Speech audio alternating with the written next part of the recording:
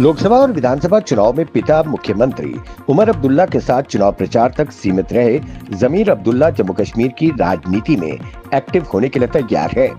परिस्थितियों के अनुकूल रहने पर वो बडगाम विधानसभा सीट से उपचुनाव में नेशनल कॉन्फ्रेंस के उम्मीदवार के रूप में भाग्य आजमा सकते हैं। बता दें कि साल 2024 में विधानसभा चुनाव में उमर अब्दुल्ला ने नेशनल कॉन्फ्रेंस के उम्मीदवार के रूप में बडगाम व गांदरबल से चुनाव लड़ा और दोनों सीटों पर जीत हासिल की। बाद में उन्होंने बडगाम सीट से त्याग पत्र दे दिया।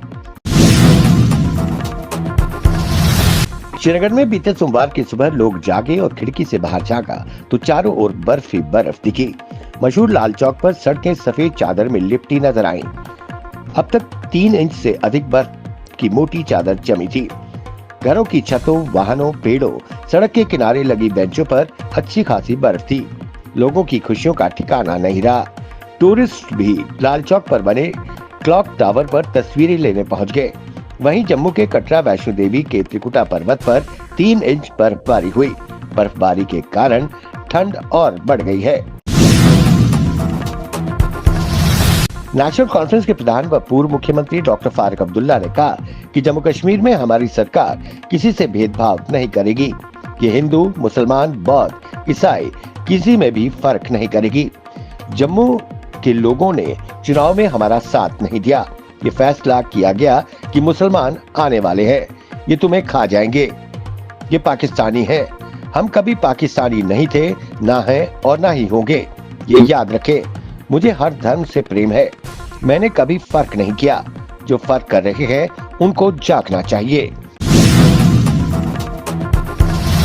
ख्वाजा मोइनुद्दीन हसन चिश्ती के 813वें सालाना उर्स के अवसर पर जम्मू कश्मीर के मुख्यमंत्री उमर अब्दुल्ला व नेशनल कॉन्फ्रेंस के राष्ट्रीय अध्यक्ष डॉक्टर फारूक अब्दुल्ला की तरफ से ख्वाजा साहब के आस्थान शरीफ में मखमली चादर एवं अकीदत के फूल पेश कर देश एवं प्रदेश में अमन, चैन व खुशहाली की दुआ की गई।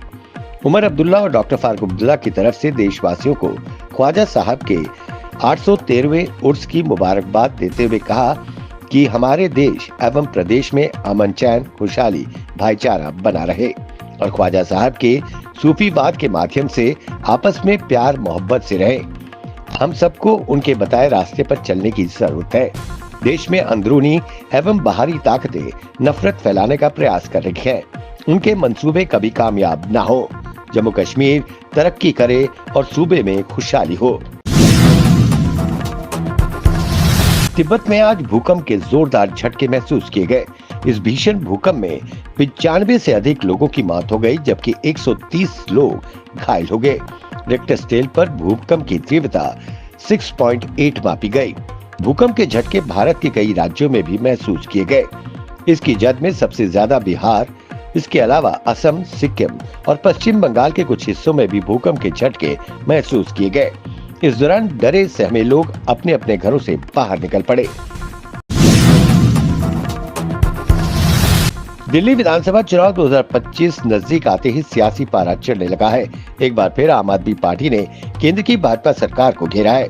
आम आदमी पार्टी ने दावा किया है कि मुख्यमंत्री आतिश समेत कई अन्य नेताओं की गिरफ्तारी की साजिश रची जा रही है और आने वाले दिनों में मनीष सिसोदिया के ठिकानों पर सीबीआई की छापेमारी होने वाली है। आम आदमी पार्टी प्रवक्ता प्रियंका कक्कड़ ने कहा कि हम बहुत ईमानदार पार्टी हैं। भाजपा हमेशा चुनाव से पहले हमारे नेताओं को गिरफ्तार करते हैं और हमें जानकारी है कि वो दिल्ली की मुख्यमंत्री आतिशी को भी गिरफ्तार करने वाले हैं। भाजपा घबरा गई है और उन्हें अपनी हार साफ दिखाई दे रही है। कनाडा के प्रधानमंत्री जस्टिन ट्रूडो ने आखिरकार इस्तीफा दे ही दिया। नए प्रधानमंत्री के दावेदारों को लेकर चर्चा शुरू हो गई है। प्रधानमंत्री पद की रेस में कनाडा मूल के नेताओं के साथ 2 भारतवंशी भी शामिल हैं। इन भारतवंशी सांसदों में पहला नाम ट्रूडो मंत्रिमंडल में शामिल पूर्व रक्षा मंत्री और मौजूदा परिवहन और आंतरिक व्यापार मंत्री अनीता आनंद का है, जबकि दूसरा नाम भारतवंशी लिबरल पार्टी के सांसद जॉर्ज चहल का है।